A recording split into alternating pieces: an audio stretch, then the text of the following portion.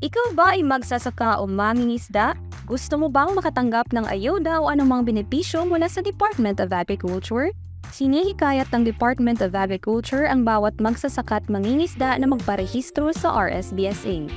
Ano nga ba ang RSBSA? Ang RSBSA o Register System for Basic Sectors in Agriculture ay opisyal na talaan ng pamahalaan upang mabigyan ng pagkakakilanlan ang mga tunay na magsasaka at mangingisdang Pilipino. Paano magparehistro? Step 1. Ihanda ang mga kaukulang dokumento gaya ng orihinal na kopya ng titulo ng lupa o anumang katibayan ng pagmamay-ari ng lupa. Orihinal na government ID. At latest 2x2 ID picture. Step 2. Pumunta sa inyong City o Municipal Agriculture Office na nakakasakop sa inyong sakahan. Kumuha at sagutan ng RSBSA enrollment form. Step 3. Pagkatapos sagutan, papirmahan ang form sa inyong barangay chairman, City o Municipal Agriculturist at City o Municipal Agricultural and Fishery Council chairman. Step 4. Isumiti sa City o Municipal Agriculture Office ang kumpletong nasagutan na form kasama ang iba pang mga kailangang mga dokumento. At Step 5, kunin ang RSBSA enrollment stub na magsisilbing patunay na rehistrado ka na at upang maging kwalipikadong benepisyaryo ng anumang programa ng kagawaran. Para sa karagdagang impormasyon, makipag-ugnayan lamang sa inyong City or Municipal Agriculture Office o sa Department of Agriculture Regional Field Office 12.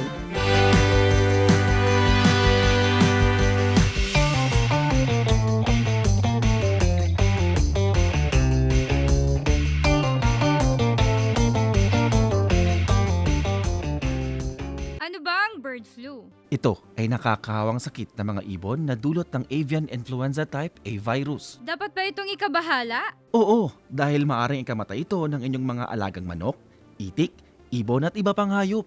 Paano ito maiiwasan? Palagi ang mag-disinfect, paggamit ng personal protective equipment at i-report agad ang kahina-hinalang pagkamatay ng mga alagang ibon sa otoridad. Tayo'y magtulungan upang bird flu ay maiwasan. Ang paalalang ito ay hatid sa inyo ng Department of Agriculture Region 12. Protektahan ang inyong alagang baboy kontra African swine fever. Huwag pakainin ng kaning baboy. I-disinfect ang kulungan. Maglaan ng sariling protective equipment at ugaliing masigla at painumin ng bitamina ang inyong mga alagang baboy. I-report agad sa otoridad kung nakitaan ng sintomas ng ASF.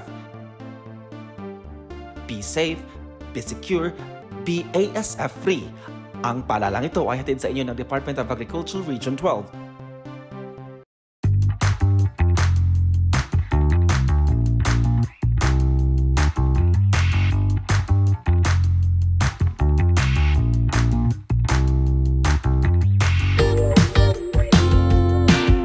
Panoorin, makilahok at maging motivated. Mga ka-agri, handa na ba kayong maling matuto? Tutok sa mga bagong episodes na siguradong makakatulong para mapahusay yung production ng gulay. School on the Air o SOA on Vegetable Production. Dito lang sa Agri Tayo Soksergen.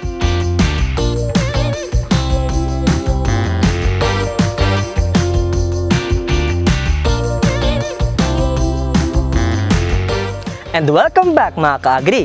Unang-una po sa lahat, nais ko po sanang batiin ng ating mga ka-agri na nagmumula pa sa iba't ibang probinsya ng Rehiyon 12 at sa ating ding mga kababayan sa mga dako ng Pilipinas na patuloy na sumusubaybay sa ating programa.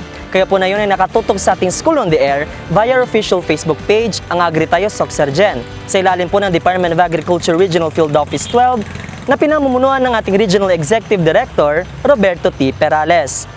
Dito sa ating programa, ating pong tatalakayin ng mga importante at kapaki-pakinabang na may impormasyon tungkol sa tama at angkop na pagtatanim ng gulay. Kaya samahan ninyo ako mga ka-agri, dito lang sa SOA on Vegetable Production.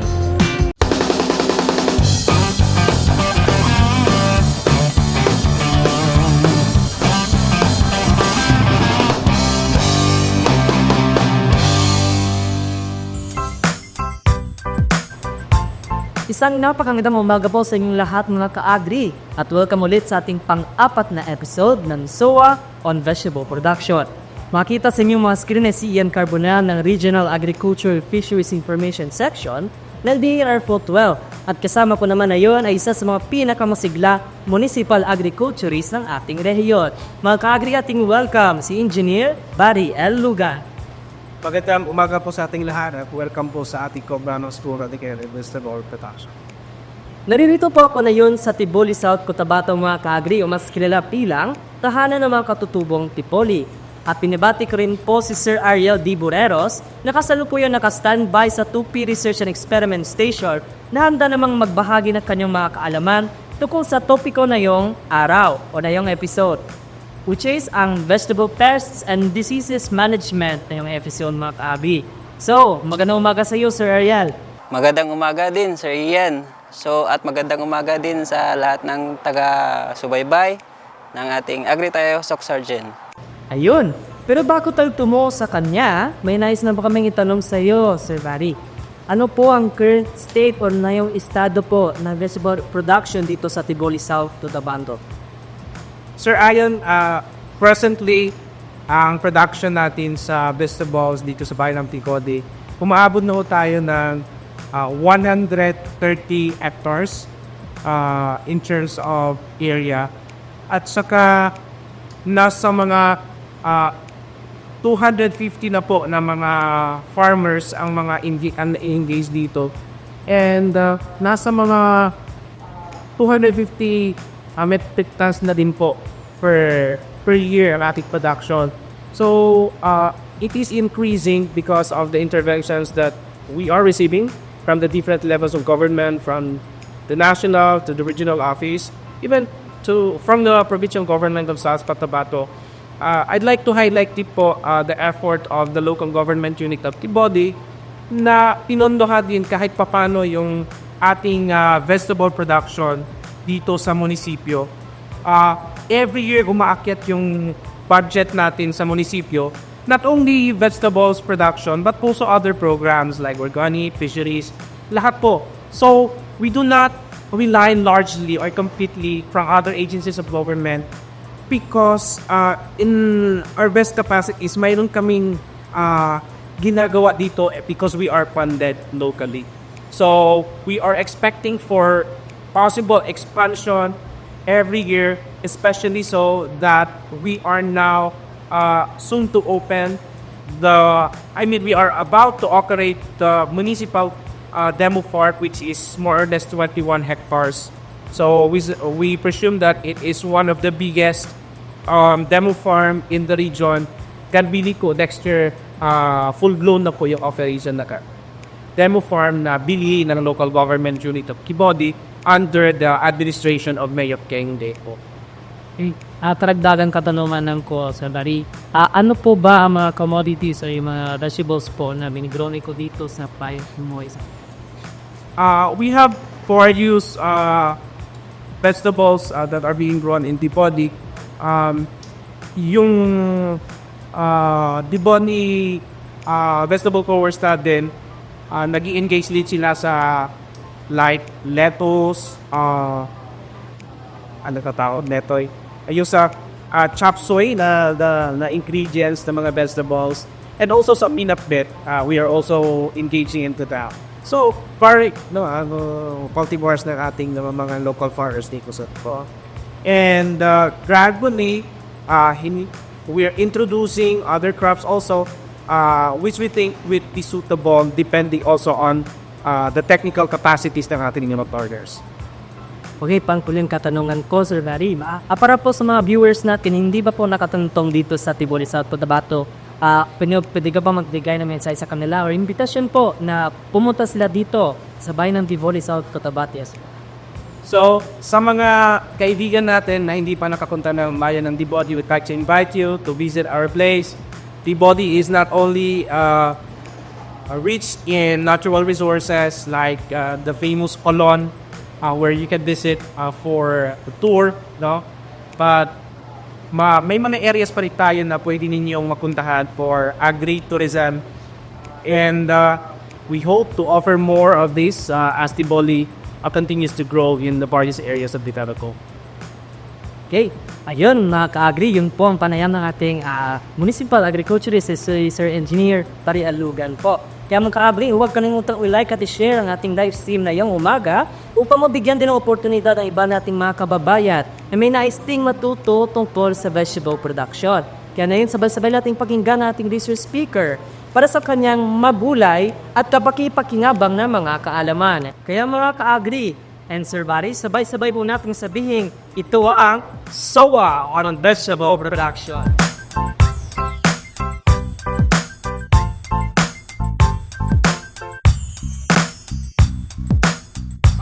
Sa muli, magandang umaga mga ka-agri. Sa ngayon, ating tatalakayin ang mga peste na talagang ma-observe natin sa ating mga gulayan. Meron po tayong mga pangunahing peste na usually makikita at ma-observe natin sa ating mga gulayan. Una-una dito ay itong mga common cutworm. Ano ba itong mga common cutworm?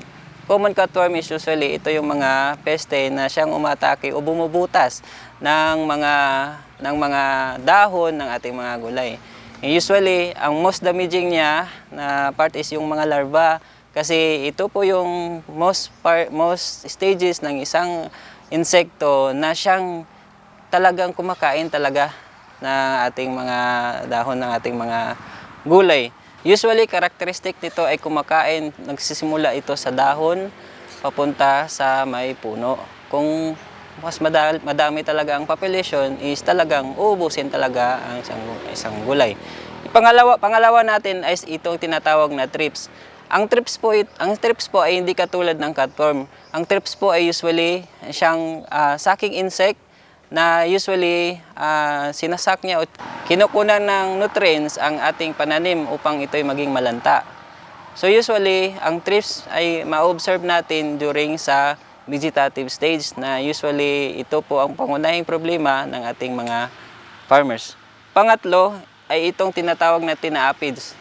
Mapapansin niyo ang aphids is commonly ito makikita sa mga kalamansi, sa mga cabbage, and also nasa pitsay kung maobserbahan ninyo. So ngayon, ang aphids na ito ay siyang kumukuha din ng nutrihiya ng isang tanim na siyang nagsisilbi or magiging malanta na isang tanim kung ito ay maraming populasyon. Ang pangapat is itong cucurbit beetle. Itong cucurbit beetle is minsan mapapagkamalan natin na natural ini. Pero may iba't ibang klase ito na mga beetle na siya palang nagiging peste. Ang cucurbit beetle ay tinatawag na baobao ng ibang tao pero usually ito ay kumakain ng mga dahon pa rin ng ating mga gulay. Kumakain din ito ng bulaklak at saka yung prutas na siyang nagsisilbing maging dahilan para maging mababa ang ating mga produksyon. Ang ikaapat na peste nating pag-uusapan ay itong tinatawag na diamond backmoth. Ang diamond backmoth ay isang peste ng palaging na-observe natin sa mga cabbage, pitsay, and also sa mga lettuce. Ito po ay isang moth na siyang kumakain ng mga dahon ng ating mga gulay. And usually, sa Region 12, ito po ay isang matinding factor o isang key pest na usually palaging na-observe natin sa ating mga gulayan. Ikalima nating pag-uusapan is itong fruit fly. Ang fruit fly ay isa itong langaw o mapapansin no na yellow na langaw na siyang palaging nakikita natin usually sa may mangga. And also sa mga pananim natin na pechay, mangga, kamatis at saka talong. Kadalasang inaatake nito ang dahon and also mas prefer nila is yung fruits. Lalong-lalo na yung mga malapit ng mahinog na mga prutas. Ito po ay nangingitlog sa bunga o most especially sa mga nahihinog na bunga para sila po ay dumami doon sa vegetable farm. Ang ika-6 ay itong fruit and shoot borer. Ang fruit and shoot borer ay isang insekto na bumubutas sa ating mga gulayan, lalong-lalo na itong sa may mga matitigas na stalk. Usually ma-observe ito sa mga talong, okra, at saka sa mga kamatis. Ang karamihan nito, maging sani is pag nabubutas na nila ang isang stalk ng isang gulay, is malalanta na ito hanggang hindi na magpatuloy na magbunga. Ikapito ay itong whitefly. Itong whitefly ay isang insekto na siyang sumisip-sip din ng nutrihiya ng ating mga gulay. Mapapansin ito usually sa mga dahon. Pag makikita nyo ng maraming puti na nakapaligid sa isang dahon, ito ay isang indikasyon na may peste na sa inyong gulayan na ito ay isang whitefly. Pag madami ang insekto na ito, ay nagkokos ito ng pagkalanta at pagkapatay ng isang ating pananim. Ang susunod ay itong tinatawag na leaf folder. Ang leaf folder ay ma-observe natin sa mga dahon na pag mapapansin ninyo is nakapulipot na ito. Meaning, meron na po itong larva doon sa loob na siyang nakatira. So, palaging damaged ito is kumakain ng mga dahon. So, ma-observe natin sa ating gulayan na paraging maraming butas ang mga dahon na siyang nagiging cause ng pagbaba ng ating mga production. Ang kadalasang gulay na inaatake nito ay yung mga cucumber, eggplant at saka tomatoes. Ngayon, pag-usapan natin kung paano ang management ng bawat peste. Alam naman natin na ang peste ay mayroon pong parte ng kanilang buhay na siyang vulnerable. So, ibig sabihin is, pag maliit na control, marami na yung epekto sa kanila. Example, sa lahat ng peste is mayroong 4 na stages. So, ang vulnerable part ng isang peste is yung kanilang larval stage. So, all we know, lahat ng mga farmers ay alam naman nila na ito yung stages. Na ito po yung stages na dapat tayong makakontrol ang ating sa ating mga vegetable area sa pamamagitan ng integrated pest management and also sa iba't ibang pamamaraan na siyang nakakatingin nyo ay makakakontrol. Una dito is kailangan natin i-monitor. So kailangan talaga natin na mag-monitor sa ating mga area kasi po ang monitoring po is ang pinaka-key na siyang magiging basihan natin kung paano natin i-control ang isang peste.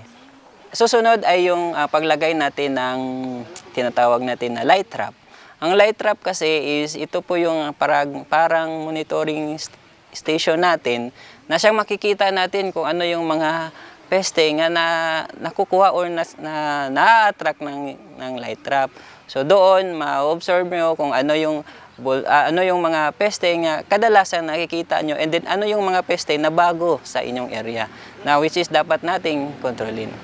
Another one is ang paggamit natin ng mga natural na pamamaraan na pagkontrol ng mga peste.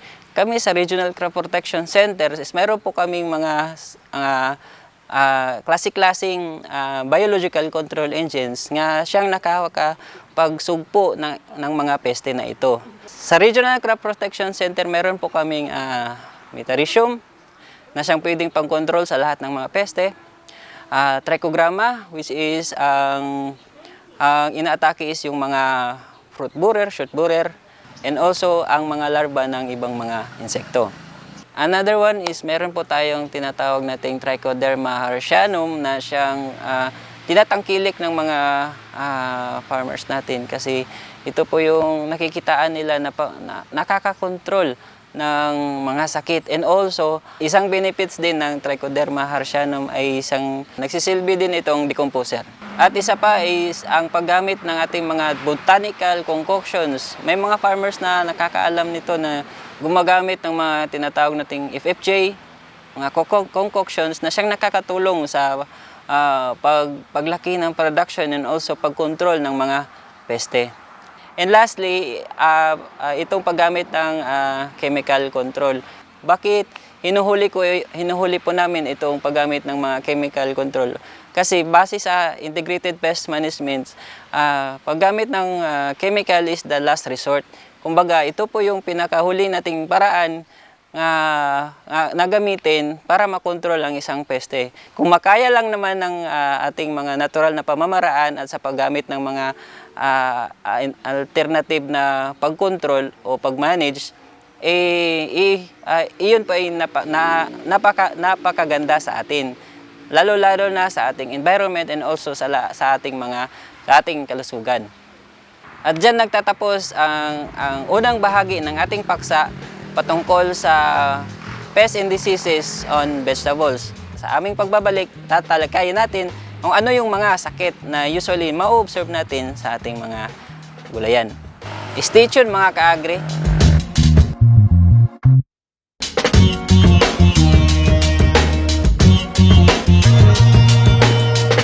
Inaanyayahan ang lahat ng magsasaka at mangingisdang may edad na 18 taong gulang pataas na magparehistro sa Register System for Basic Sectors in Agriculture. Kung magpaparehistro ay ihanda lamang ang mga sumusunod. Ang RSBSA ay daan upang maipamahagi ng gobyerno ang tulong direkta sa mga identified farmers at fisher folks. Good news dahil pwede nyo ring iparehistro ang inyong asawa at mga anak na tumutulong sa pagsasaka at pangingisda. Para sa dagdag na kalaman, tumungo lamang sa pinakamalapit na tanggapan ng Municipal Agriculture Office.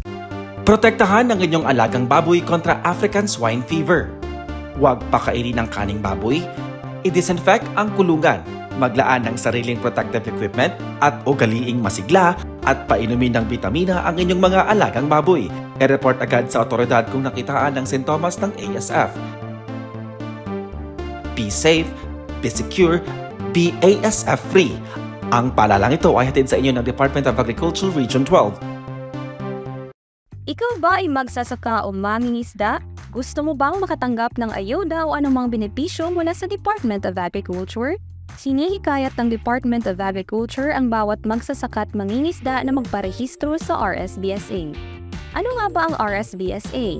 Ang RSBSA o Register System for Basic Sectors in Agriculture ay opisyal na talaan ng pamahalaan upang mabigyan ng pagkakakilanlan ang mga tunay na magsasaka at mangingisdang Pilipino. Paano magparehistro? Step 1. Ihanda ang mga kaukulang dokumento gaya ng orihinal na kopya ng titulo ng lupa o anumang katibayan ng pagmamay-ari ng lupa. Orihinal na government ID. At latest 2x2 ID picture. Step 2. Pumunta sa inyong City o Municipal Agriculture Office na nakakasakop sa inyong sakahan.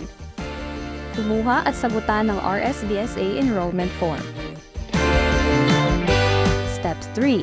Pagkatapos sagutan, papirmahan ang form sa inyong barangay chairman, City o Municipal Agriculturist at City o Municipal Agricultural and Fishery Council chairman.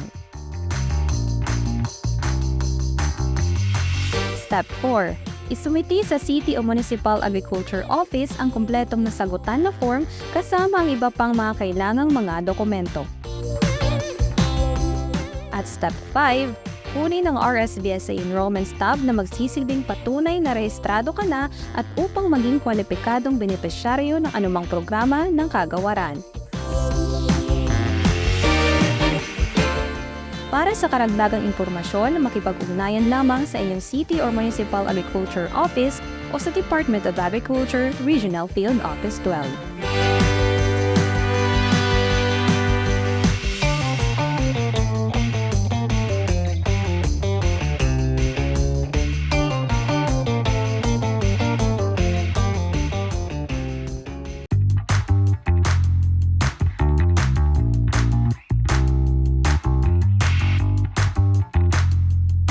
Sir Ariel, ano ba ang maitutulong ng DE12 kapag nagkasakit ang aming mga pananim sa aming mga gulayan?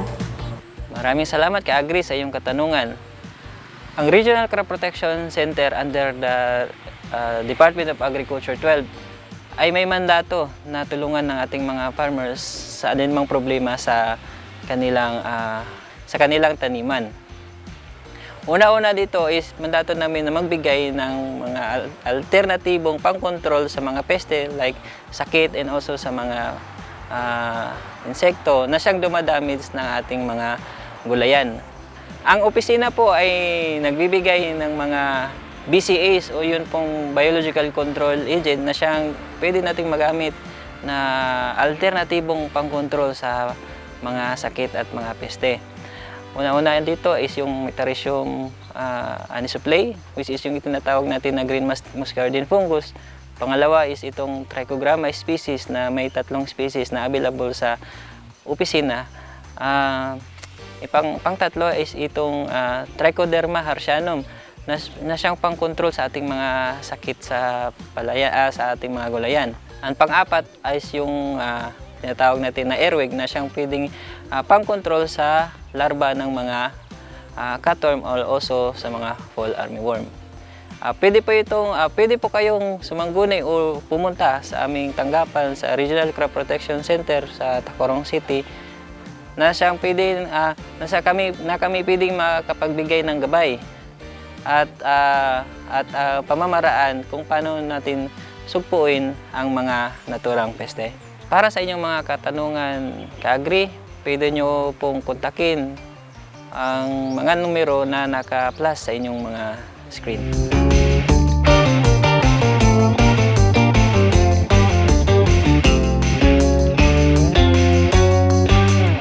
Muli po tayong nagbabalik mga ka-agri.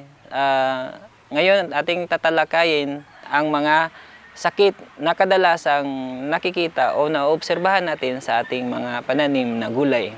Una sa lahat, ating tatalakayin ay itong tinatawag na leaf spot o specifically is black leaf spot.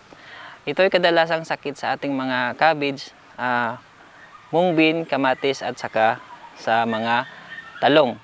Ito ay kadalasan makikita natin sa dahon na siyang nagsisilbing panimula nitong simptomas ay ang pagiging brown hanggang sa kalaunan ay pangingitim. Ito po ay nagdudulot ng pag-block ng sunlight na siyang naggumagawa ng pagkain upang maging produktibo ang ating gulayan. Ang mangyayari nito ay bababa ang ating production. Pangalawa is itong tinatawag na stem canker.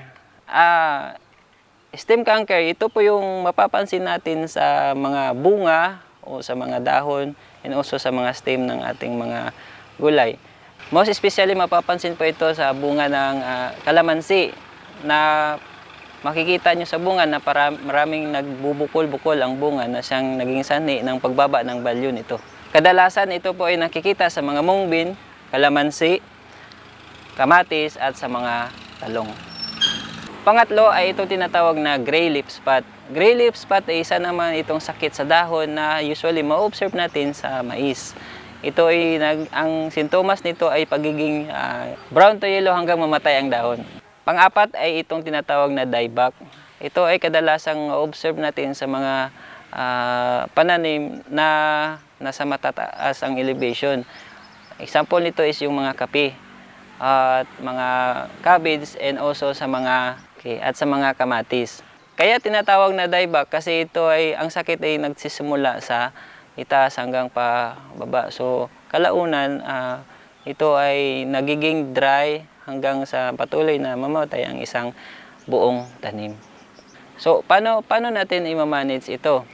Ang sakit ay kadalasang na-observe sa mga panahon na malamig. Makokontrol ito sa pamamagitan ng pamili natin ng resistant na mga varieties na siyang magiging punla natin sa ating pananim. Kalawa is kailangang malinis ang ating kapaligiran, ang ating walang mga damo and also walang mga sakit na siyang mapagmulan ng pagsimula ng sakit doon sa inyong mga gulay.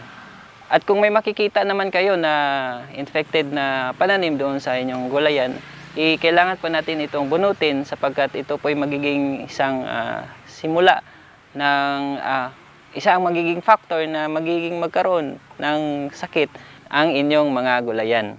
Pangapat is kailangan po natin gumamit ng malinis na mga tools o yung mga lagaraw na siyang tinatawag natin upang hindi ito ay mapagmulan ng sakit na siyang kadalasang dumadami sa ating mga pananim na gulay.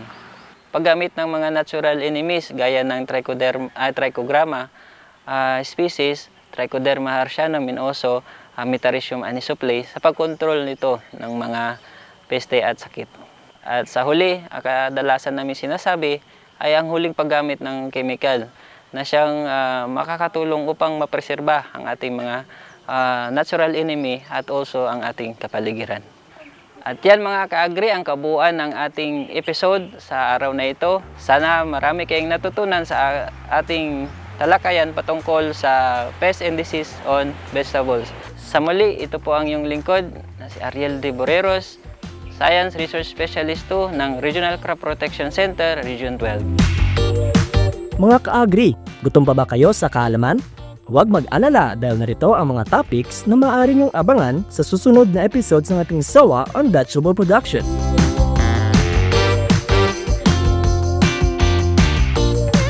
At dyan po nagtatapos ang ating programa ngayong umaga, ang School on the Air via official Facebook page, ang Agri Tayo Soc-Sargen, na hatid sa inyo ng Department of Agriculture, Regional Field Office 12. Sa uli, isang malaking pasasalamat po sa lahat na nakatutok sa ating programa na ngayong umaga. Kaya mga ka-agri, para kayo'y maging updated sa ating mga kaganapan, huwag pong kalimutang i-like, i-follow at i-share ang ating official Facebook page, ang Agri Tayo Soc-Sargen.